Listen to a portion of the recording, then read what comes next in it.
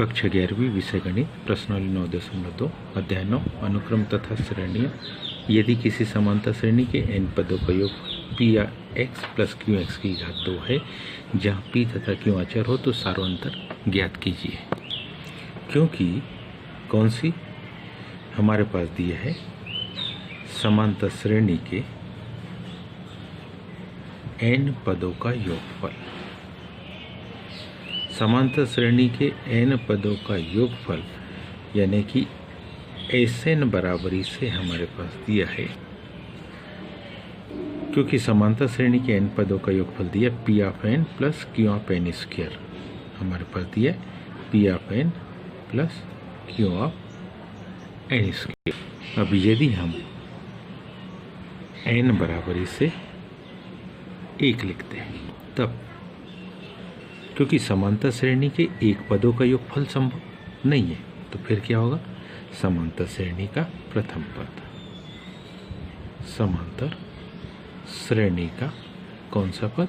प्रथम पद। तो ऐसी कंडीशन में समांतर श्रेणी का जो प्रथम पद आएगा यानी कि S1 आएगा, वो होगा P में 1 का गुणा P, Q में 1 का गुणा Q।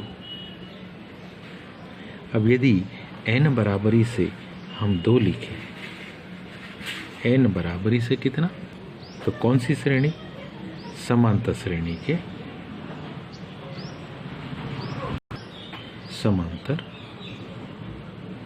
श्रेणी के क्या 2 पदों का योगफल, 2 पदों का क्या योगफल। तो समांतर श्रेणी के 2 पदों का जो योगफल हमारे पास वो होगा S2 बराबरी से 2 गुणित P, 2P, 2 दूनी 4 है।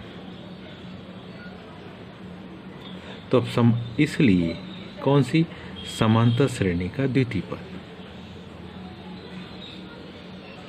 समांतर श्रेणी का कौन सा द्वितीय पद?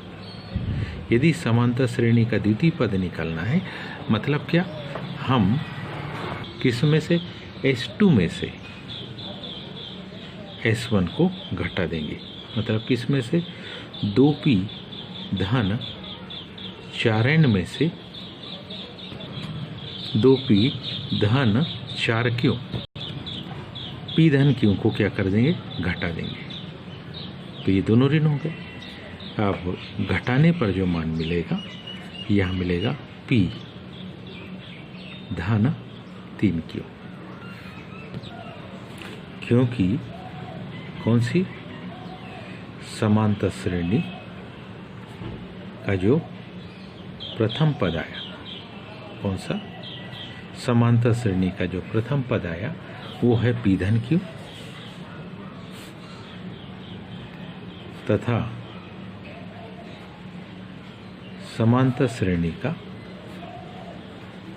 जो दूसरा पद आया वो है P धन 3Q। इसलिए क्या समांतर श्रेणी का सार्वंतर, समांतर श्रेणी का सार्वंतर, समांतर श्रेणी का सार्वंतर D बराबरी से किस कौन से दूसरे पद में से पहले पद को क्या कर दो? घटा दो। तो हमारे पास मान आ गया D बराबरी से 2Q। ये समांतर श्रेणी का क्या आ गया? सार्वंतर। उम्मीद है आप सभी को समझ में आया होगा। आज के लिए इतनी शेष कल। धन्यवाद।